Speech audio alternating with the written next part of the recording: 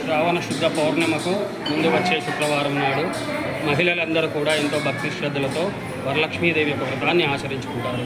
ఈ వ్రతం ఒక ముఖ్య ఉద్దేశం ఏమనగా మహిళలందరికీ మంచి ఆరోగ్యము, అఖండ సౌభాగ్యము, ఈ వరలక్ష్మీదేవి యొక్క వ్రతం వలన ఈ వ్రతాన్ని చేసి ఆ లక్ష్మీదేవి పాల్గొని ఇవన్నీ కూడా పొందుతారని విశేషమైన వారం ఈరోజు.